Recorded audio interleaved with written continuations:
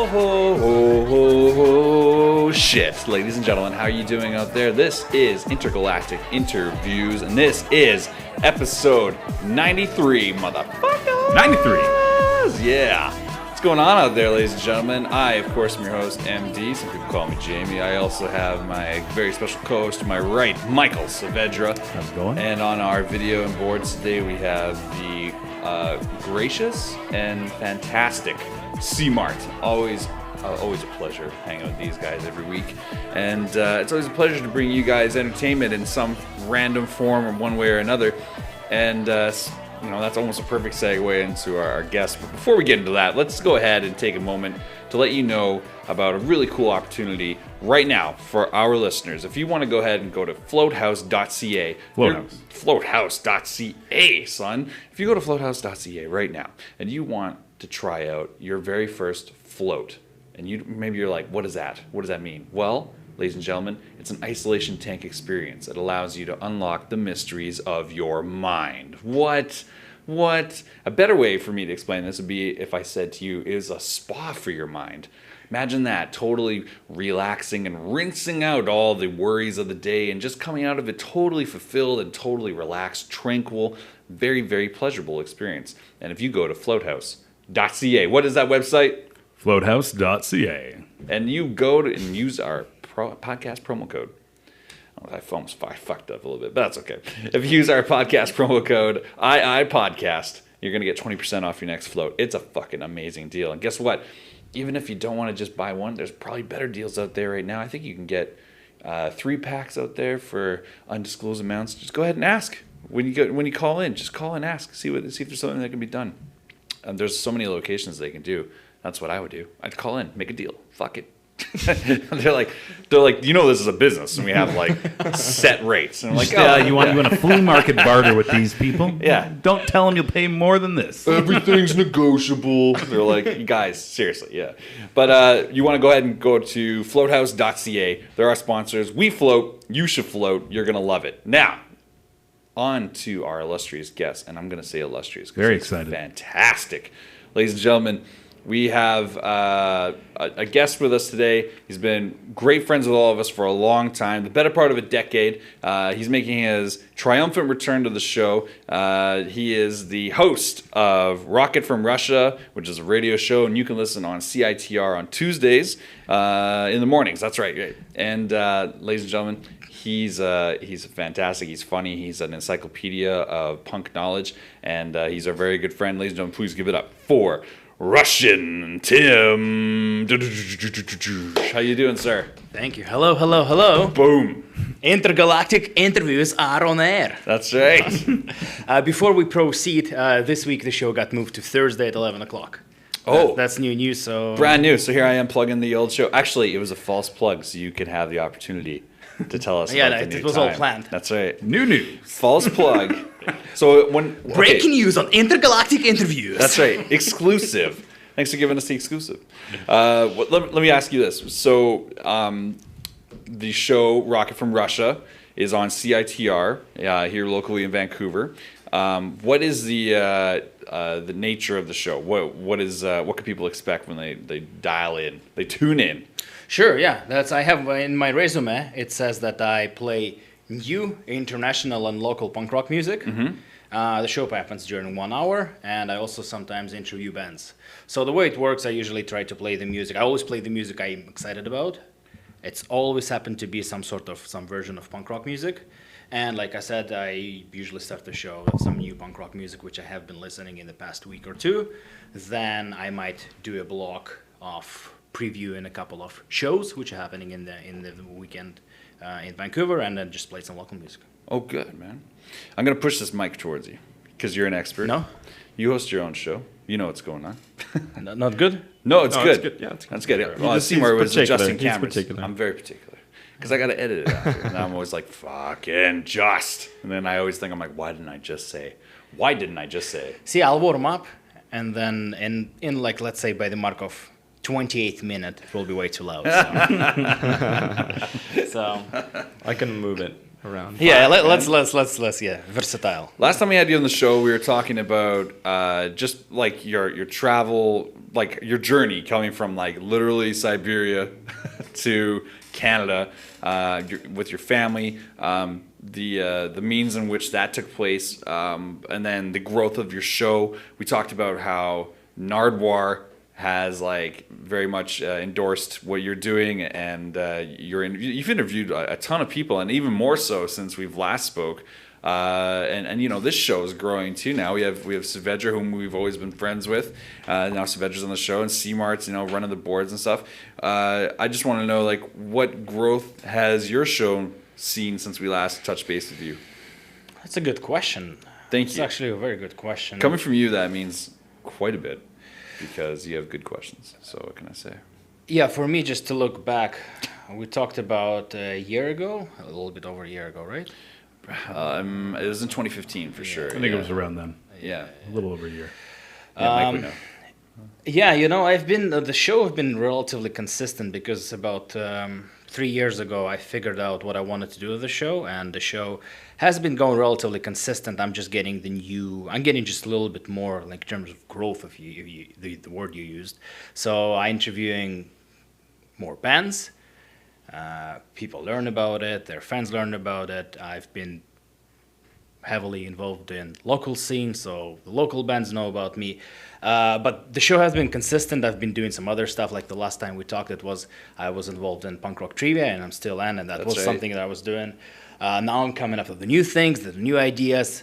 In a couple of weeks, I'm doing Rocket from Russia anniversary show. So I've been doing many things. So it's not only the growth of the show, it's growth of what I've been doing in the past year and a half. Are you no longer doing the punk rock trivia? I've been doing another one at the Fest in Gainesville.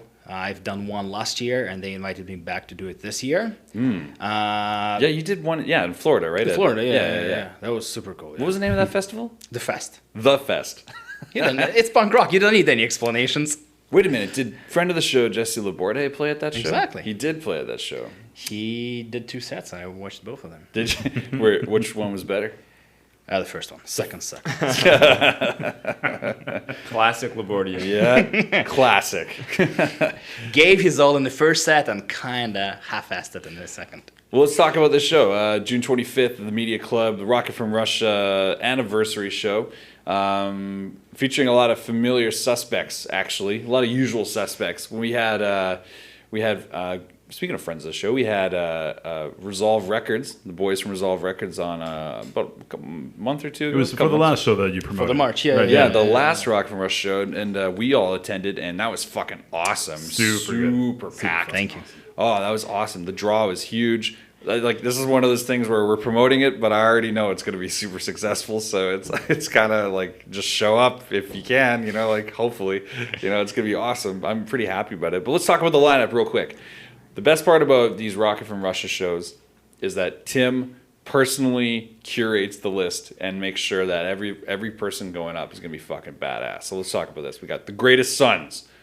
Fucking badass. Shout out to It's Rich. their 7-inch release? Yeah, Is that- exactly, yeah, that's the deal, right? Yeah, exactly. Play through the pain, sing through the strain. Way too long of a title. You don't like that? I love that for a title. You don't. Because I play them all the time on the show, so I have to say, this is a song from their EP, Play Through This. I still don't remember. Play through the pain, sing Kill, through the strain. stay. You know why you don't like it? Because it rhymes, but there's also 2 elements of alliteration to it. So it's like play through the pain, sing through the That's what strain. hip hop does. Let's get some hippity hop going here, boys. Unbelievable. No, anyway, Greatest Sons got a 7-inch coming out. It's gonna I be believe super that's an awesome. assonance, actually. There you go. Assonance. You're easy over there with your grammat. You guys Amazing. are preying on my downfall. Fucking just shit. We also have You Big Idiot. That's correct. You're rocking their fabric fibers. I have to promote. There's a video happening on the screen, so yeah. That's it. People Big- will see it on YouTube. Maybe they will, what this band? And What they'll is this look at band? it. You Big Idiot. That's how I started discovering bands through Fat Mike's shirts. He would just wear shirts. He would wear a shirt. I would Google it, or whatever, Yandex it, and back in Russia. Yandex? Yandex. That's What the Yandex fuck? through. I like this. It's good So like, knowledge. so like Russian Alta Vista or something like that. It's Ask Yandex. Ask Yandex. Yeah. Jesus Christ. You Big Idiot. They're a fucking killer group live. I think you said last time we had you on the show that they're like your favorite group in the city, maybe right now. At the right? moment, they were. Yeah. Oh, sliding, Uh, maintaining. should I say? No. Let's keep it different. No, Yeah. I should have a different band now. By now. It's Either not, way, they were super fun last Yeah. year. They were Yeah, really yeah, they were fun good. last time. Let's They be were clear. insane. It's not that they're not as good. What is like once you get let into the room, so to speak, of Russian Tim's favorites, is that you're just always in that kind of thing. It's That's like, correct. Now, Absolutely. now the shine goes. Absolutely. Just push shine on someone else. But you guys are already in. You Big Idiot. That's how I know you Absolutely. guys are awesome. We saw you live. They're They were fucking really badass. fun. I call them a favor. He's already wearing the shirt. Yeah, He's yeah. already- what Yeah, way more, too does, much. what more does he need to do? Yeah, do I have to continue to sing your praises? It's hilarious. Yeah.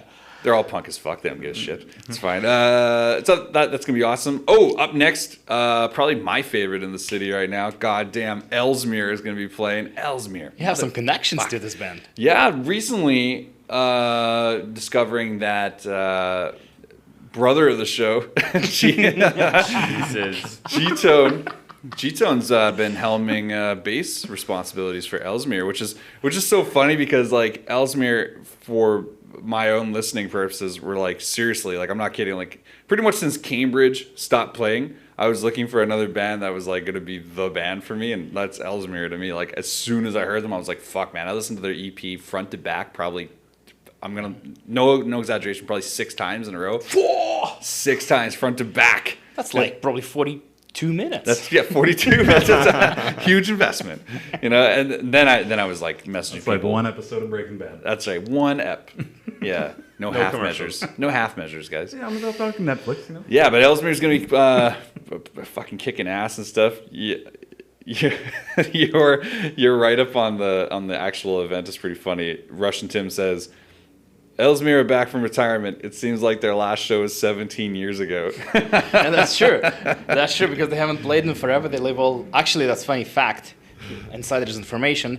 They all live now in different cities. I don't think anybody lives in Vancouver anymore. Says hopefully they remember how to play Man Horse because it's their best song. That is It's correct. hilarious. That is correct. A request. You like Man Horse? I prefer the title track. I like Bale City. I prefer. Yeah, it's- no, the whole thing is good. The whole but thing's my favorite badass, song yeah, is. yeah. Jesse Carr, I think Jesse from Rain City Recorders did that album. Did a fucking good job. Anyway, okay.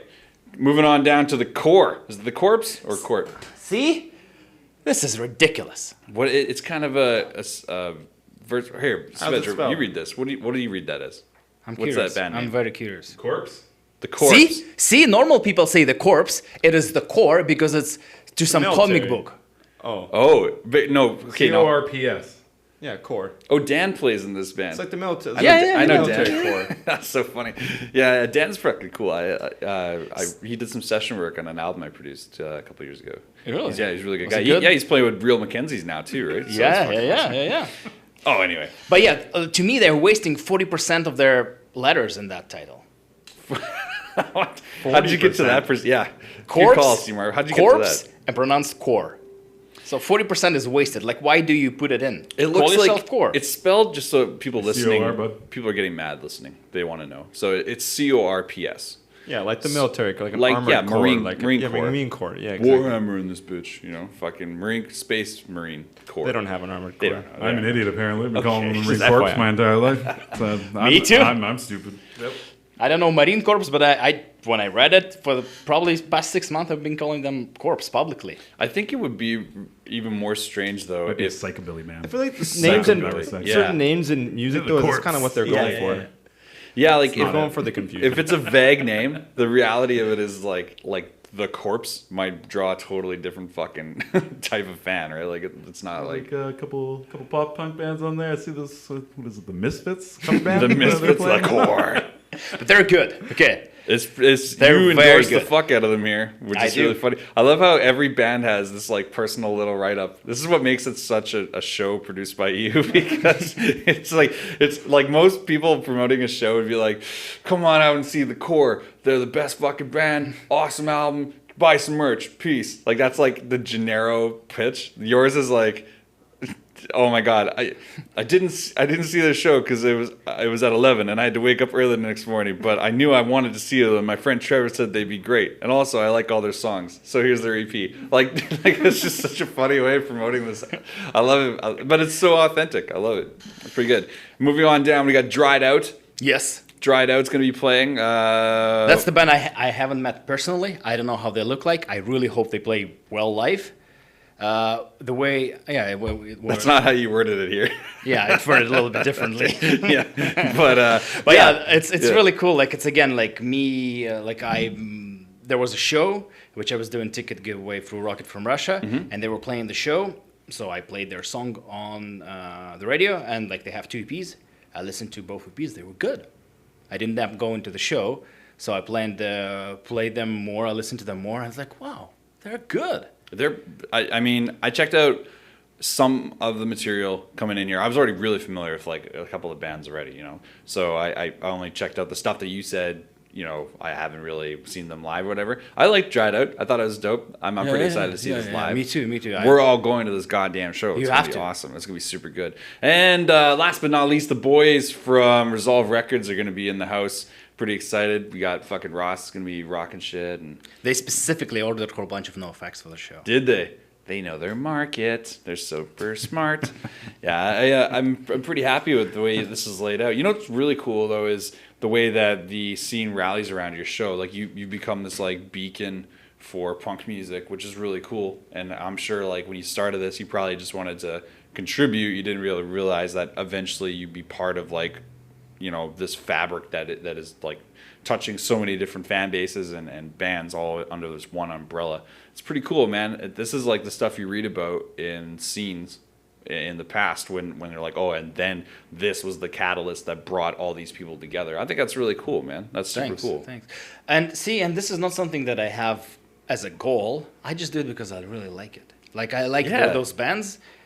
Like I know how to put a show. It's not that hard. You rent a club and then you invite 5 bands to play a concert. Don't tell them the hustle secret right now. You're gonna like give away. There's gonna be 25 Russian Tims. And even better, you know, then the scene will become stronger. So yeah, See, we'll this have is- more bands. See, that was the test. The fact that you said that, I know you're a pure individual. Because like if you were like, oh wait, I don't want anyone to be me. No. It's like that's total opposite. Yeah, the fact that you were like, no, it's the growth of the scene. That's what matters. That's true, man. The authenticity, it speaks a lot to it. Actually, last week we had Dirtbag Dan on the show, and you know he's like a veteran battle rapper, podcast host, and he's a musician. He was on tour, and we were talking about authenticity. A number of people in the battle rap community have passed away recently. Two of which actually are really, really, really close with him, and he was speaking about, you know, he's had one of these guys, Cadillac Ron, on the show, his podcast, the Dirtbag Dan Show. He's had them on like 10 times, so there's about like 10, maybe 15 hours worth of material that will always forever be archived. You know, always be available for people to watch and to get another, you know, different view of this person other than maybe their other content like their battles and music videos and stuff. So he was talking about like the authenticity that comes through with that kind of stuff, and it's just I don't know, it makes me feel good to be affiliated with Rocket from Russia, because you guys are badass, man. Like it's fucking cool. It's cool to be part of it. I hate the idea that there's genres in this city that don't have this kind of support, like at all. Like, you know, it's weird. Like, isn't that weird? Like, do you ever think it's weird? Like, there's no pop community. Where's the pop community? Yeah.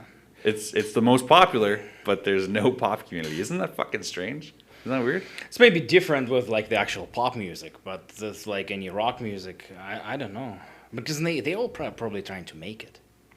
Yeah. Our bands don't. They don't, like, the concept of making it, though, has, like, changed I don't so even much know over what the years. making it means anymore. To me, But those bands also play like they have the shows. We don't ever look at their posters because you look at them and you're like, that's true. I'm never gonna go to the Roxy to go see a show on a Tuesday night. Like I won't.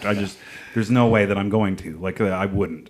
Or like any of the other bars that would have shows like that. I think it's just off of our radar so far and away that it's just a complete like glossing over of that kind of thing. Like when the fuck would you ever care that like a band that wears leather pants and like that they're trying to be some top 40 rock act that is probably 10 years too late. Like they're trying they're trying to do something that is just, it's gone by the wayside now. And 10 years too late. That's fucking. That might be one of their band names, to be perfectly honest with you. That would actually I don't be really know. That'd be a great band name. That's a good name for a pop punk band who plays like Blink type of music. 10 years too late. Wait,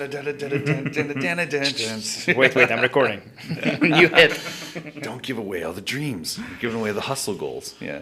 Fuck, that's hilarious. Yeah, I don't know what it is. You're right. There's like this weird like bubble of like, I don't know. We're either so far out of it, or maybe it just doesn't exist at all. There's a very good chance it just doesn't exist at all. I know that it exists, but those are those people that they're still playing like Battle of the Bands concerts, and you're like 37 years old, and you're playing at a Battle of the Bands. Well, you know what's you weird? have to bring your like 15 friends out to the show to like Popularity, have yeah. some kind of presence there, or like you don't get to move on and try and bring those same 15 friends back for the next show. I think the Red Room still does that crap.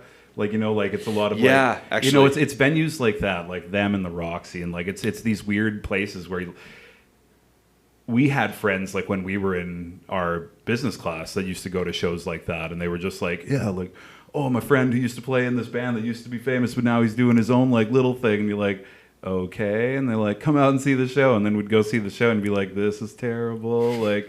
Wow. Like, why? Like, I never got it. Like, I've been to these shows. I know that scene exists here in the city because there are people that still do love that rock sound. Like, they want to see these guys that, like, they got the next song on the WWE, like, SummerSlam. They're the band for SummerSlam. And then you never hear about them again. That's like, true. That's like, their big thing. And welcome it just to gets my weird. It's house. weird. Fucking. Yeah, you know what? You brought up a good point there, though. It's like there is like a significant weird gap though between like when Rush and Tim, when Tim says none of these bands are trying to make it, quote unquote, but then you say I don't even know what making it means anymore. I don't know if we had to define that right now. Like before, it used to mean like you were a household name and you had a platinum plaque and you had a I don't know. Like your house was paid for by music or something, I guess. But I guess nowadays it's like, is your type of living supplied by your industry? Like, because you can have a pretty successful musical career drawing like, 50, 60, 70 people a show consistently. If you play 200 nights on the road or something like that every year, and you have that kind of draw and everyone's buying, like you have at least 10, 15 people buying merch, that's a pretty decent living you can etch out. It's like that's obviously not like Aerosmith fucking numbers, but at the same time you'd be making music and being paid for it. You'd have a following, people would recognize you if that's what you're into, like so I think that there's like I think it all depends on what your definition of making it is. That's right. Yeah, exactly. Like the sliding criteria that makes that up is like just changing all the time. It's very strange. And I think that I know from punk rock point of view that in terms of making it and like making it, let's say financially, so you can support your life with a regular paycheck. Not regular. It doesn't have to be biweekly, but a paycheck coming from music. Mm-hmm. You have to tour a lot in punk rock all the time. Yeah. And what ends up happening that some people find themselves not being able to do that, just physically, mentally, or for different reasons. Mm-hmm. And so it really, in terms of making it, it takes such a number of qualities for a person to being able to do that. First of all, like you have to be good, you have to be stable and physically and mentally to do that 11 months out of 12. You have to be you have to be consistent. You cannot really have a relationship with another person because, like, you're 11 months out of 12 on the road. Not in a traditional sense, at least. Exactly. Yeah. So it takes, as of right now, I don't know how it was back in the 80s because I wasn't around, but I know from now that it takes a lot of hard work to get to the level where, you're like a fat band, or like where you can relatively tour and like have some sort of income coming in. Sure. Fat Records you're referring to. Yeah. Like just an example. That's my favorite label. Yeah. So, but like really, when you get to the certain level and then you make money from being a musician, okay, let's consider that making it in punk rock music. Mm-hmm. But right. Really, in order to do that, you need to, I don't know, put in 5, 6, sometimes 10 years of your life, and being consistent for that period of time. It's really it's a rough. It's hard really rough. grind, man. Though when you're on, and by that I mean like your switch is turned on. Like when you're on so consistently for that period of time, like if you're on for like a decade, you might not come out of that the same person if you're not Nobody successful. does. That's right. Like if you're not successful and you come out of that, that's 10 years of weathering the rejection storm that is thrown at you when you do that kind of stuff. Like you're just your mind is just like it's carved and it's sharp where it should be dull, and it's dull where it should be sharp. And it's fucking I crazy. think one of the most rad songs that I've heard in the last like couple weeks has been the new Pup record. Yeah. It's like, I mean, the fit starts off with this: "If tour doesn't kill you, Absolutely. I will." Like, it's just like Exactly. they kind of detail out like they've been on the Beautiful. road for so fucking long. Like, it's huge. Like you're on the road with those people in the same Same same band, thing every day. Yeah. I will stab you like when you're Yeah. sleeping. Like, Absolutely, yeah. And their dream was, for 12 years, they tried to be in a touring band. So they've been in the bands before in different incarnations. Finally, they made it. And on the second album, they're ready to kill each other. They've been in a touring band for 3 years, 4. Because it's crazy because people get involved in these dynamics live, like rehearsing, where you rehearse say 3 times a week or something like that, twice a week, whatever, and or one time. Most bands, like if they can get it together, so many people have side projects and stuff.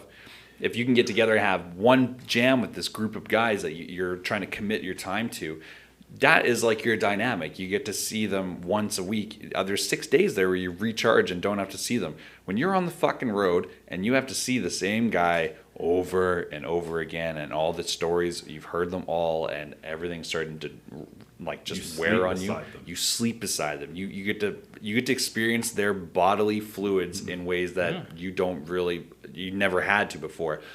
You can come out of that after like 2 or 3 years. If you go into another album cycle, you can be like Mike said, like the first lines of your album are like if this tour doesn't kill me or kill you, I will. Like yeah. that. Like that's super like that doesn't seem like that far off from the truth. Like it's pretty cool. Like Yeah, and that's like one of my different favorite Canadian band, and the most respected band I know is the Flatliners. They started in 2003 when they were still in school.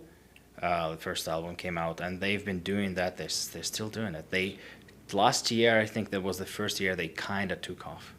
Before that, it was 11 months in the band. that's really true.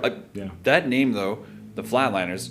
When I first heard that, it was one of those things where you read about like word of mouth, where I had 2 people that don't hang out or have ever met show me their music within a span of a week. And I was like, this is fucking what? Like, these guys are just kind of blown up. And that was like actually like 2009, 2010, something like that. 2010, and the second, Yeah, right. Yeah, third album came Yeah, out. that makes sense. We're around that time. Yeah, probably about 2010. And when that was the first time I heard them, I was like, oh, I fucking love these guys. They're awesome. And then fast forward, we see like a week or 2 ago, Jesse Laborde is like going to be opening for them in Whistler. And you're like, oh, that's fucking cool. Like, that's a combination of interests there that we give a fuck about, right? But you're right, that long grind to get there to that point where, like, suddenly, they're just, like you said, they're just kind of breaking through. That's a long like, fucking investment, man. First time I saw them back in 2007, I would say, they opened for the Toasters at the old venue. What was the venue called before the venue? Plaza. The Plaza. Yep. It was the I remember Plaza, that yeah. show. That show was awesome. And it was, there was 3 bands, Stomp Records tour. It was an early show, so they were done by 10. So they played like 7. There was nobody. Then they played second time. I saw them next year playing with Rebel Spell at some illegal space on the 2nd floor somewhere on East Hastings. You had to go up. It was just a room. I was there. I was at that show. Rebel Spell and the Didn't Flatliners. Cambridge play? No. Hold on. Wait. A Loose Tooth played, maybe? Loose Tooth maybe played. I know Cambridge played that spot though. They had, That spot that yeah. You're talking about. That's Yeah? the spot you're describing. That's why I was like, yeah, it was like some like illegal fucking spot. I don't want to give it away, but Weird place, yeah. it was. I had to go through a staircase and then another like back office. to Exactly, get yeah, to the yeah, venue. exactly. It was the weirdest thing.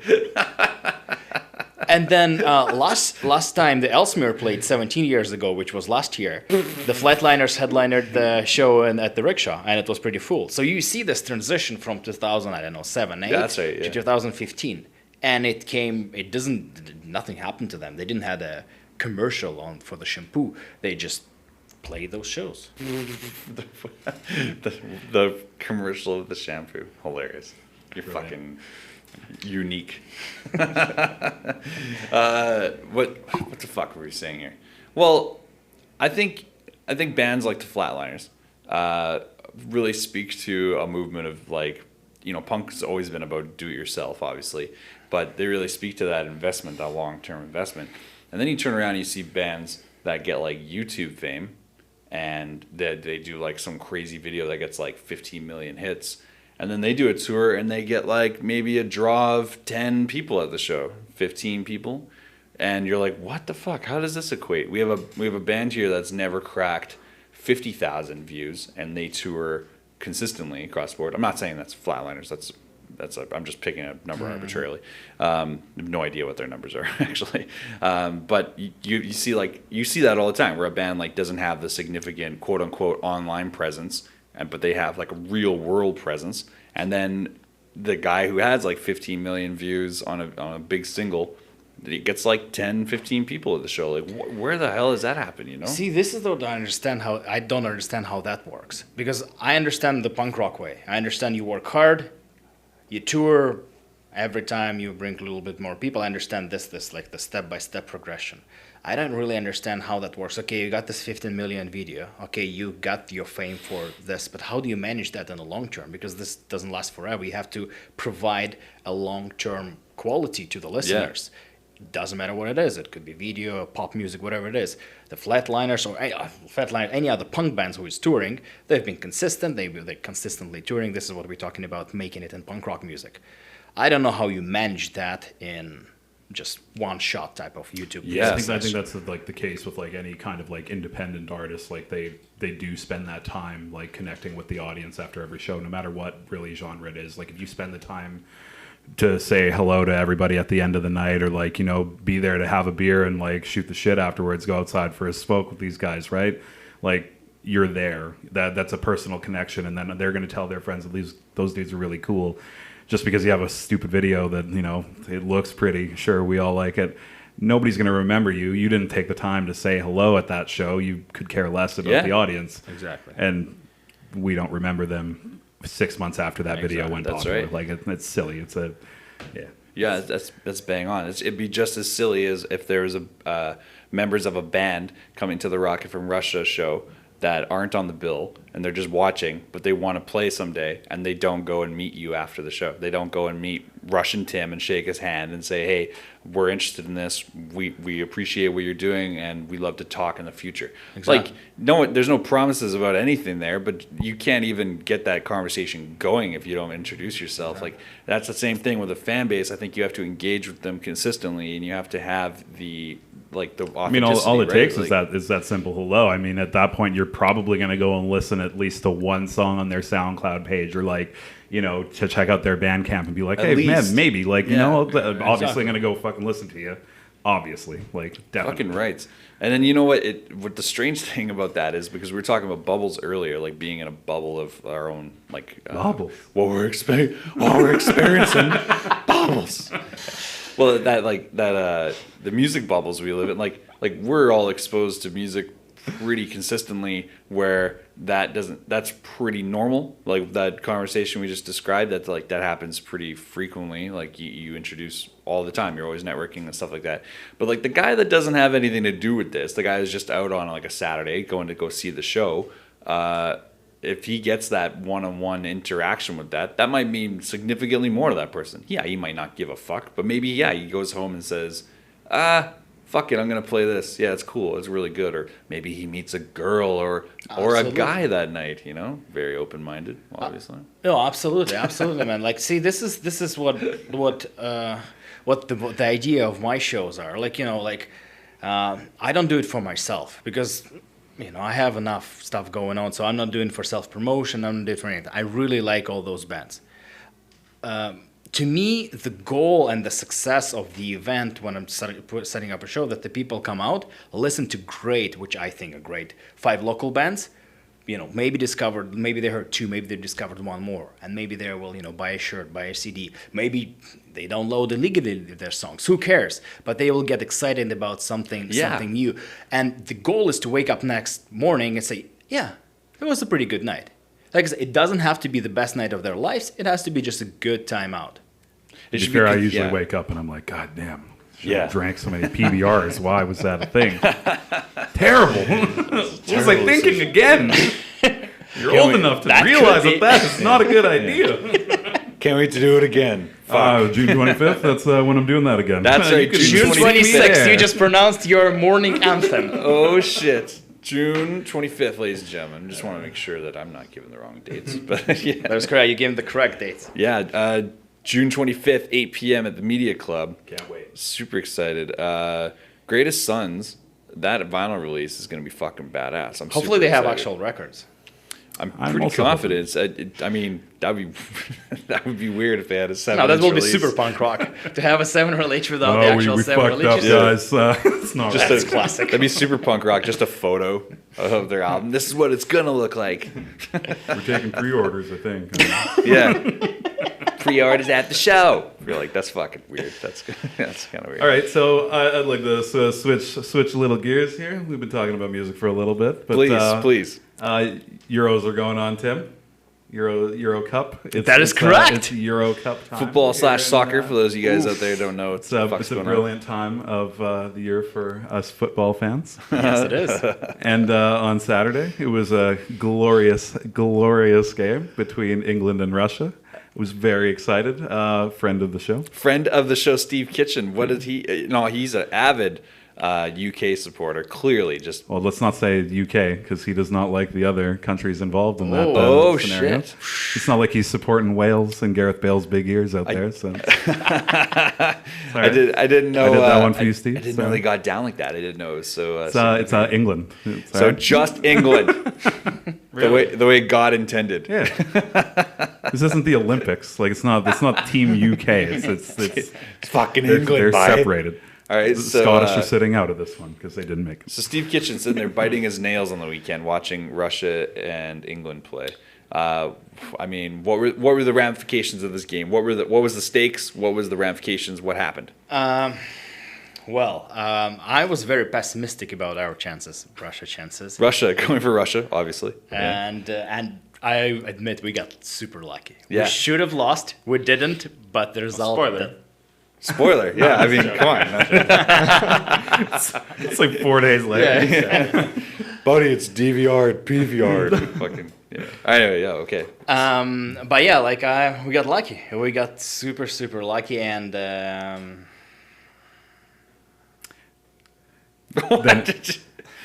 Russia decided to, make complete asses of themselves after the game. yeah. That's to be quite honest. And English are not angels as well, but that was if for the listeners what happened. So what happened? Like, you took a really dramatic long pause there, even though you run a radio show on terrestrial radio where dead air is fucking a killer. It's because it was brutal. So I know how significant that must have been for you to not say anything right there. So let me ask, like, what happened? Like, like, obviously this is not news to a lot of people, but the people that are listening that don't know, I want to know, what does that mean? What does that mean? What happened after the game? Like, what was happening? Wow, that's. I'll take another long pause because it's a very complicated topic. But Russian football is infected with hooliganism, and hooliganism has been the negative, the aggressive form of supporting your team. So like supporters, but like a gang mob mentality kind of thing, right? Like Gang mob mentality. That's how they act. But there's also racism. There's a lot of negativity, and I personally don't support even my own club, which I support, Spartak Moskva, a club from Moscow. They have those groups, and I don't like it.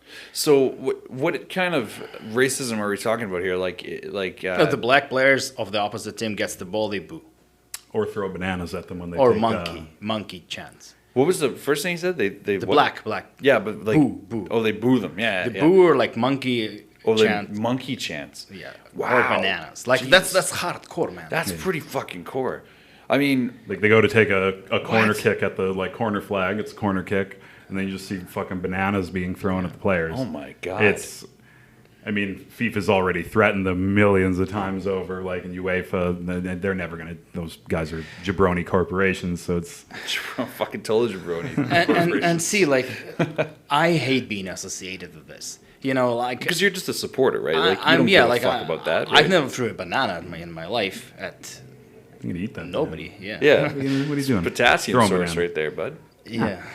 Well, I see what you're saying. So there's like kind of this weird shadow over the event because like there's this competitive nature where people give a fuck about like what's happening. See, no, I don't think it is actually competitive nature. I mean, like is the actual game. The hooliganism for those people took over, or maybe they're never even interested in the game. They could So- care less.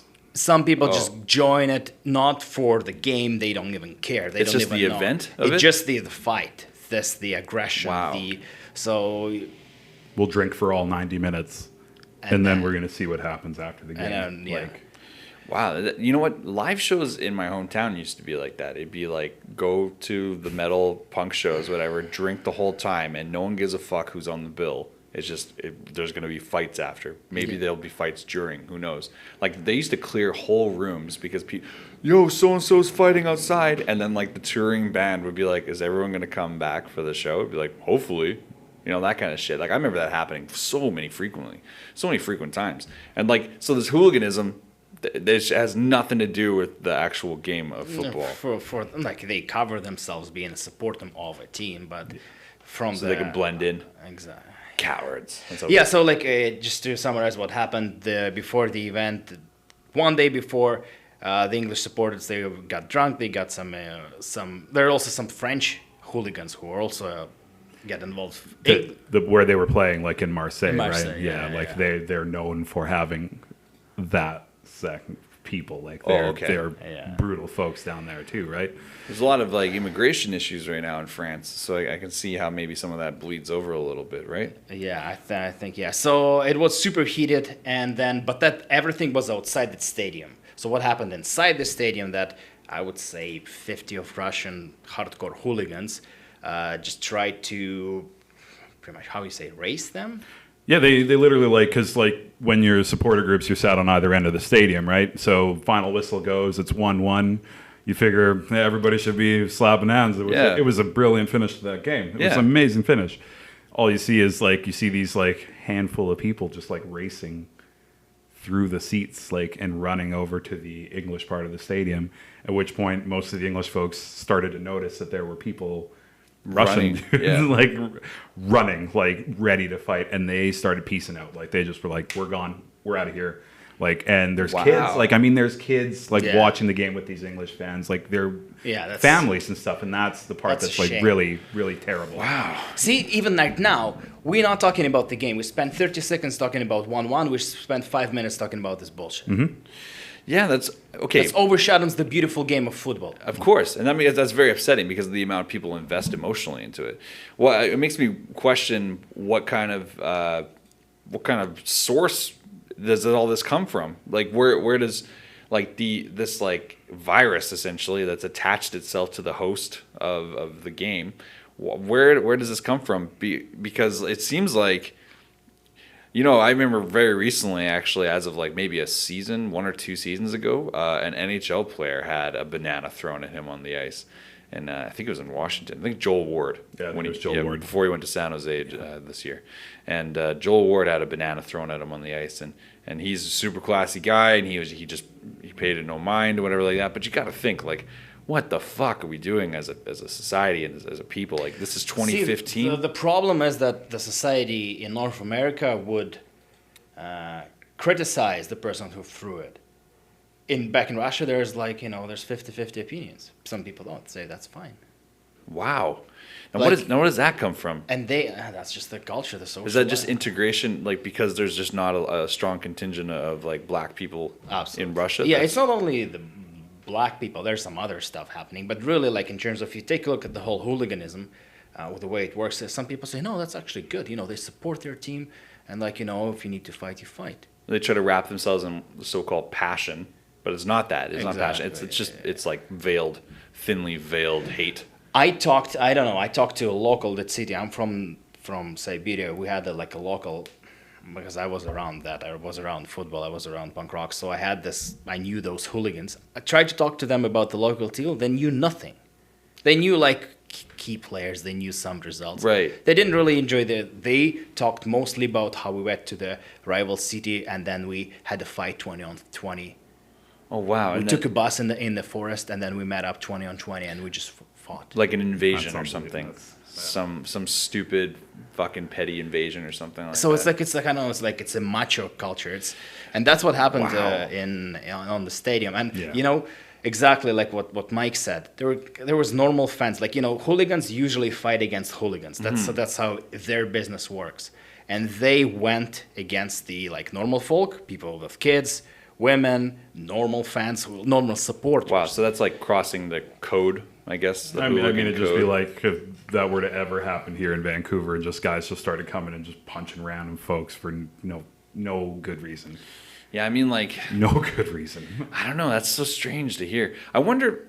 I mean, it has to have like economic basis to it, right? There has to be some kind of economic reason for this because people that are satisfied in other areas of their life don't generally look for fights in the forest with neighboring cities and countries, right? I don't think anybody goes looking for Right, fights in forests. but to be like perfectly that- honest that with But you. those people concept. plan it on forums. Let's meet up this way and let's make it super secret so the police doesn't know so we can fight properly. Right. Now that being said, like that and then I have to question like if it is economically rooted, then I mean, this is like an expensive game, I imagine, right? Like to 10 It's not tickets. cheap. It's well, not then cheap at all. Where's the funding for that coming? Like, how are these people paying for these See, games? But then they we have can- nothing to live for, so to speak, economically. Like, Now we can where's go the- into a very deep conversation, and I cannot swear for that, but from what I heard, politics and people who are involved with money use those idiots like a proxy. as a strength. So, for example, there was a very, very known situation. People know in Russia that hooligans don't like foreigners. It doesn't have to be black people, just foreigners, like, the racism. Any foreigners, yeah. So there was a market who generally in Russia, markets are filled with immigrants from former USSR. Because, for example, Uzbekistan and some other countries have like a warmer climate, so they have better fruits. So they just bring the fruits in, let's say, Moscow or in even our city, and they sell it because that's how it works. So somebody needed, I think, to build something, and there was a market. So they hired a whole bunch of hooligans, gave them money. That's what I heard. And they just ran over and started punching people, just pretty much destroyed the whole market. So the market was gone, and they got Wow. So it was like a proxy attack. They like used the again, like this is what I heard. I don't know if it's true, but to me, it doesn't sound absolutely ridiculous. That Yeah. sounds like it's something that could happen. It sounds likely, more likely than unlikely, right? Yeah.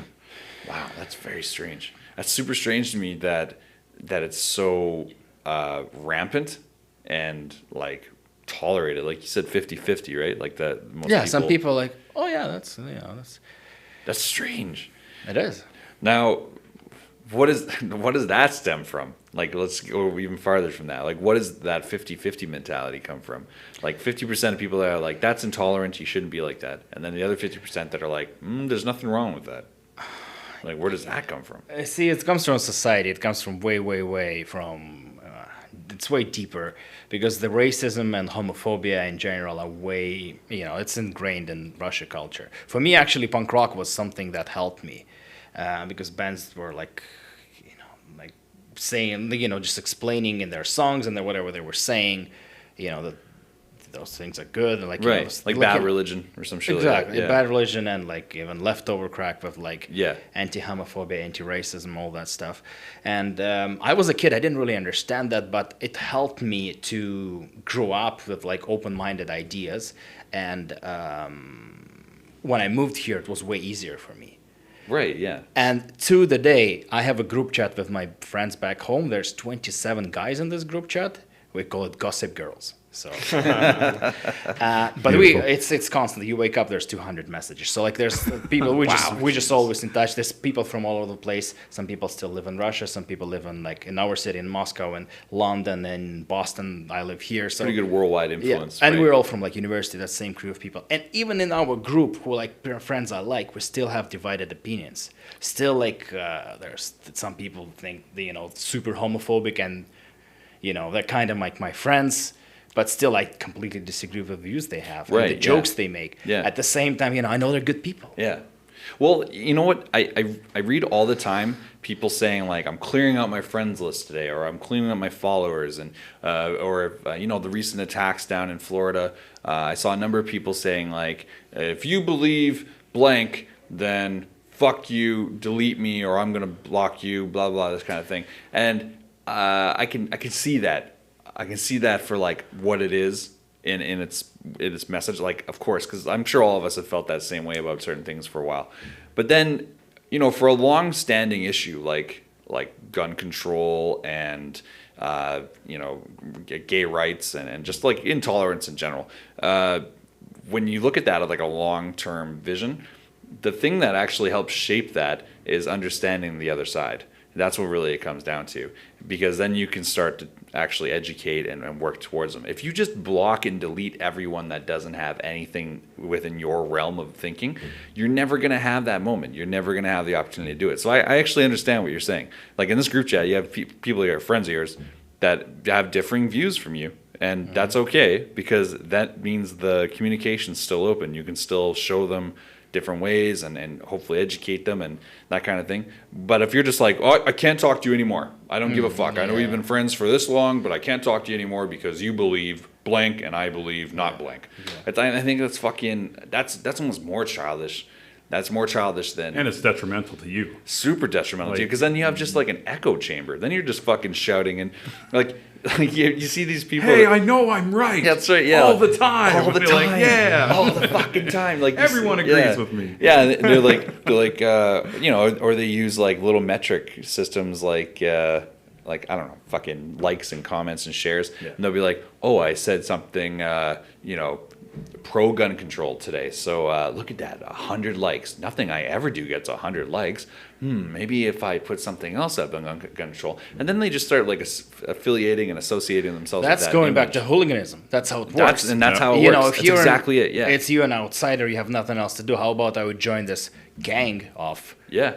covered people under like being fans of football, Yeah. and then we do this, and then we're Oh, look at that. We all dress the same and we all have the same interests. Cool, man. And I know if I get in a fight, this guy's going to back me up. Fuck, I don't have that with anybody. and then That's they, all it takes, man. And then they light up the flares. They break some seats at the stadium. They get on TV. Oh, I never got on TV in my Oh, life. I've never been on TV. And I've never had this many friends. And you know what? People are actually fucking scared of us. They don't even want to talk about us. So you explained yourself how all that bullshit happens. Boom. That's exactly how that happens. And you know what? It's fucked up, because what's the alternative? You can't, you like hooligan busters. Like, what's that? Do you go in and say... Yeah, there actually was the whole thing. It wasn't punk rock in Russia. There was fascists who were like coming to the punk shows and just beating everybody else because everybody else was different. And then they started a gang called Antifa, anti-fascist. Antifa. Antifa, and then those guys became like fucking crazy as well. So, So it what- was black and They white. start off as good guys? Who watches The Watchmen, man? Yeah, who... Hold on. Is it Antifa or Antifa? Antifa, yeah. Antifa. So did Antifa first start off like people were like, yeah, fucking right, it's Yeah, yeah. anti-fascist. This is what we want. yeah. And then they went way too far, Exactly. and now they're fascist. Exactly, and they went to they're way too much, Jesus Christ, that is fucked up. So That is so fucked up. You gotta live long enough to become the villain, man. That's right. You live long enough to see yourself become the villain. yeah, it was I don't know now. It was when 10 years ago. Definitely, that was a problem. Wow. But I mean, Europe is tough right now in general. And the governments aren't helping. Some governments are like this, and Yeah, it they're all pushes going people bankrupt. to kind of agree with that, right? Like the Russian government isn't known for their acceptance of Absolutely. people and a lot of things, and other. It's fucked. I heard it's tolerance. not so similar. Yeah. I don't think there's any good answer right now. It's just I don't know. It's crazy. I don't know. That is weird. Again, I've never seen any significant cultural change at a federal or state level. I've never seen it ever happen without significant bloodshed. I've never seen it happen. If you can show me points in history where that's happened, I'll be the first one to support them. But I've never seen it. I asked this the other day, and someone brought up Obama. They said Obama was the first time that people rallied together for true change. And I'm like, really? Because that didn't really change that much. Seems like pretty fucking business as usual. Guantanamo is still running. The We had a economy's in the yeah, fucking It was 8 years. Like yeah, 8 years. it happened. Like that's all Nothing you can say about it. Like, Yeah. like it happened. And that's what I'm fucking Neat. afraid what's going to happen with these next fucking cunts they have lined up. It's like it's going to be business as usual. I don't see why everyone thinks it's going to be so different. And I don't know. Like that's the thing. Like the stuff that's going on in Russia right now to really have significant cultural change. How do you do that? You'd have to like have massive revolution. But wait, you guys have done that a number of times, and this is the result. So like I don't know what the fucking reality But it's is. such like, an older region. Like And Yeah, very that- big, like, very like big. it's so impossible for us as North Americans to have any perspective on like what it's like to be Russian in terms of like there's an ancient history there, and That's true, like yeah. they've been like there's been land wars in the whole like all of Europe and like for all of human history. that's true. You know what I mean? And Yeah. like over here, we've had like 200, 300 years of relative absolute peace. Mm-hmm. Like we've been killing fuckers like in the distance, but like over there, it's been like, no, we're going to war. Like, yeah, like like real fucking war, yeah. hundreds of years at a time. It's so strange. And so it's like, these aren't, I there are have wa- almost no perspective on it. they've had wars there that are older than most buildings Hmm. in this country or in this continent, really. Yeah, If it's you just- think it's about it, craziness. like that is, and that blows me away. And then it makes me feel like, oh my god, here we are looking down our nose on a Yeah, like, on a- well, why can't like, you guys just fucking why can't figure you it out? guys You're just like, get it together? on, Yeah. You're like, maybe because we're working through like Yeah. 45 we're generations like, of and we're shit. like, you could argue that there's like a proxy war going on even now. Yeah, and like that's- in Syria, like we're like largely almost like we're still fighting them. Like we are actually fighting them yeah, and that's like, fucking weird. Yeah, culturally in a bunch of ways. It's craziness. yeah, it's very strange. Like there is like, you know, in Syria, it's like you said, like a proxy. Like it's instead of it being like us versus Syrian rebels or us versus Syria, the government or whatever like that. It's like whoever's funding that side versus. And when I say we, I'm saying we, but it's like Canada's over there. I mean, Canada is over there, but like I'm saying, like North America Yeah. is like fighting against whoever's funding the other side, and it's so weird that like isn't it weird that like they just pick a battleground like that? Like, cause think about it, they could pick fucking Chicago as fast as they could pick fucking Lebanon or Sure. like, you know, or Beirut or no, wait, Beirut is in Lebanon. Definitely is. The fuck, Damascus. Damascus is in Syria, right? There you go. That's what I was trying to say. Fucking, definitely. Yeah. So to bring this Still all is. back to the Yeah, soccer wait, tip. To the actual Yeah, game. yeah. the So, soccer tip. Had you and me been watching that game with Mr. Steve Kitchen, Ah, Yeah, how would Steve Kitchen react to that? we would have leveled that guy after the game. Just Yeah. punched him out. Full on. Punched him out. He would have had to just fight for his life. You know, just to put a positive spin on things. Here in Canada, keeping the fight going. You know. he actually he sent me a message, something like, "Hey, are you gonna throw a chair at me or something?" It's like, hey, Tim, you going to throw a chair at me or something like that? Yeah. It's like, fuck. And yeah, funny story. I was actually wanted to. Funny story. Fuck, I hate when I do that. It's not funny. It's an interesting story relevant to the No, topic. I already like what is not funny. I lied to people. If it's not already You're all spoiled, the worried whole about- thing. No, it's okay. Tell us the story, Russian Tim. So I really wanted to watch a game with him. Okay. You know, I'm Russian. He's English. English. And yeah, I really wanted to do that, but I had to work and had to work a golf tournament. So I had 150 pretty much guys around me, and when I talk to them, like, oh, where are you from? Yeah. And I usually if I say Russia, I like, okay, this is gonna be ruined because I wanted to avoid the result and then watch it in the night. Oh, I see. So I've been saying I'm Ukrainian. Yeah, I was gonna say. I'm like, you told him you were Ukrainian, didn't you? Close enough. Close enough. Because they know it's a touchy subject right now. Yeah. So they wouldn't talk to anybody about That's Russia. so fucking funny. That is so But the accent is powerful. the same. So I got away. 3 guys asked me, so where are you from? So I was Ukrainian for a day. Then I went back home, turned off my phone from the morning. So funny. And then I got home, invited a whole bunch of my Russian friends. We watched it. Ukrainian and- friends. Oh, yeah. Actually, yeah. Yeah. Sorry. Went down to the Ukrainian hall, got some Yeah. pierogies going, you know. Yeah. Yeah, the and- Orthodox Church. Orthodox. We cooked some food and watched the game, and once Vasily Berezutsky scored the goal, What's we lost it. Can you imagine some guy was really like, "Oh, you're my whole family's Ukrainian. What city are you from?" Yeah, exactly. What would you have said? What's the city you would have I said? would say Kiev. It's like Kiev. the biggest Yeah. city. It's Okay. easy. Easiest. I know a little bit about it. I've never. Oh no, I could say Sevastopol. I've been there. Yeah, I can say Sevastopol. If you would have said Isn't that Russian? if you would have said that to anyone in North America, they would have just deaded the conversation. They would have been like, "Oh, okay, cool. Yeah, I don't know that much." And that was my goal because I wanted to avoid the result and any talk about yeah. football. They're like, "Oh, I don't know that much." Okay, you can go about your day, sir. You're like that kind of way. That's funny. Is there a city called Donsk? Donsk in Ukraine? Donetsk. No, Donsk. Donsk. There's a city in Russia called Rostov-na-Donu. Rostov-on-Don. Don is a river. Oh, really? Don River. It's a Don. big river. I only know the hockey team Metallursk Omsk.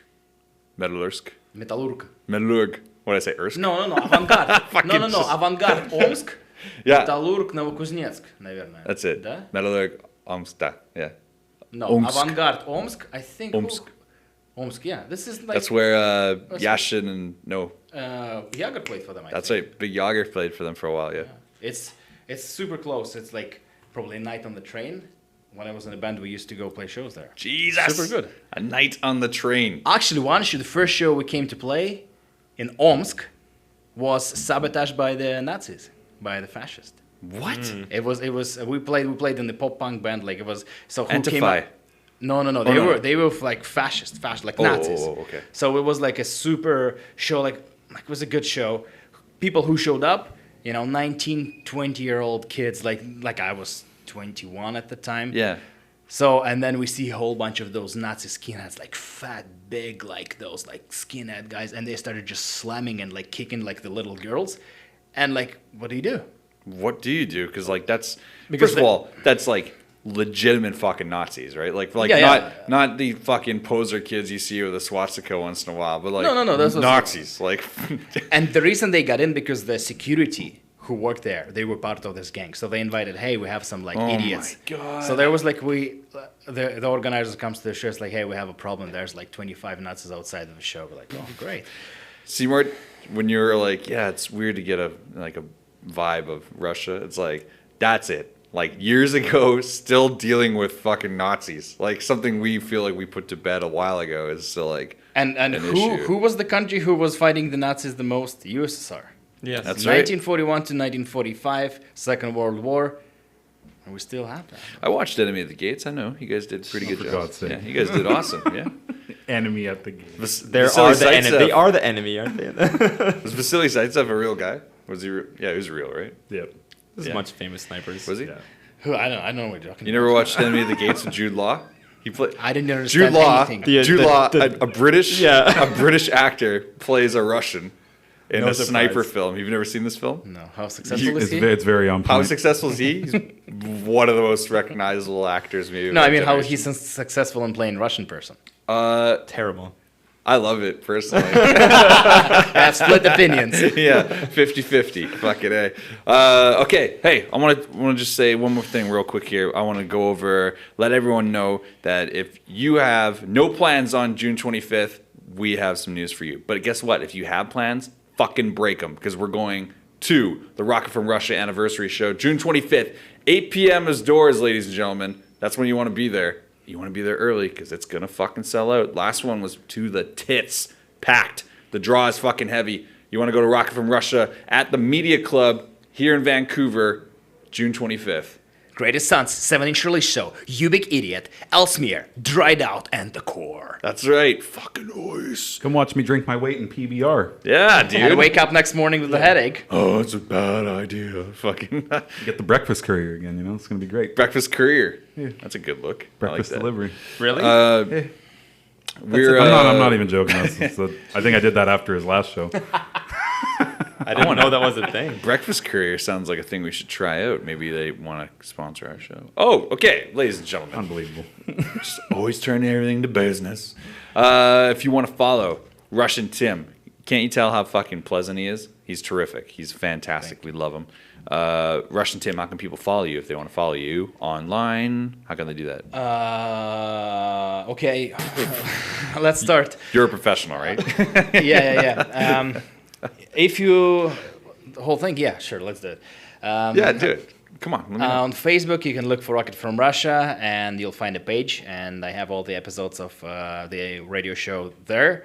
You can subscribe on iTunes, and you can automatically download the episodes of Rocket from Russia to your device. That's right. Then, Auto download, which is the fucking most convenient way to do it. good thing you have finally the iTunes thing going. That's right. I love it.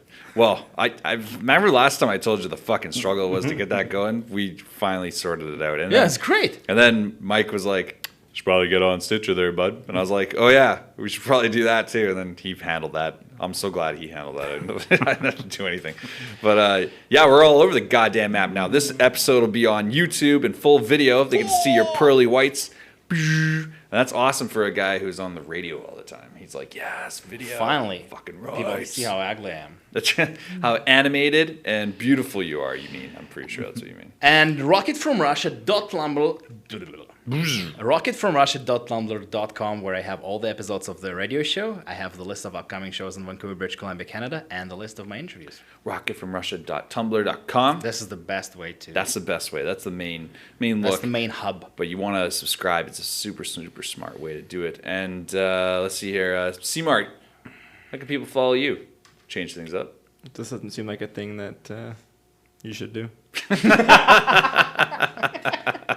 This is punk rock here. Beautiful. This is super punk He's rock. like, don't bother. Saavedra, how can people follow you? You can follow me at the Saavedra on Twitter, and if you want to look at pictures of my cats, you can follow me on Instagram at Michael A. Saavedra. Yeah, and if you want to follow me, you can follow me at MD_Boomsday. If you don't know what an underscore is, I probably don't want to interact. It's a with minus. it. No. Gravitate. No, guess what? That's wrong. It's a minus. It's a minus on the ground. It's a lowercase minus. Gravitated, yeah. It's a lowercase Gravity. minus. What did you say? Gravitated? Yeah. Yeah, okay. To the ground, We'll yeah. go with that. Yeah, it's like a minus on the ground. Yeah. That's right. There you go. MD_Boomsday. That's Twitter, Instagram, Snapchat. I'm all over the goddamn map. How do they And follow the podcast? Thank you, Michael. I love that because I always forget. You can follow the fucking podcast, which is the most important one other than our guest. You want to go ahead and check out intergalacticinterviews.com. There you can find links to us on Stitcher, YouTube, SoundCloud, iTunes. Did I say iTunes already? iTunes. Make sure you subscribe to iTunes. Let's fucking do this. Let's do harmony. iTunes. Yeah, that's pretty good. That's nice. Not bad. C-Mart loved that one. The first thing you loved. That's right. You guys are awesome. Thank you very much for watching and listening to us every week. We know we threw a fucking shitload of episodes at you the last 2 weeks or so, but I think we're back to a regular schedule and we'll get you more comfortable with how you're feeling. In the meantime, we'll be going to Rocket from Russia's anniversary show June 25th, 8 p.m. Media Don't Club. miss it. Make sure you get your tickets. Shout out to Resolve Records. Shout out to all those guys. I'm fucking ready. Say goodbye, folks. See you next week. Всем спасибо, пока. На здоровье!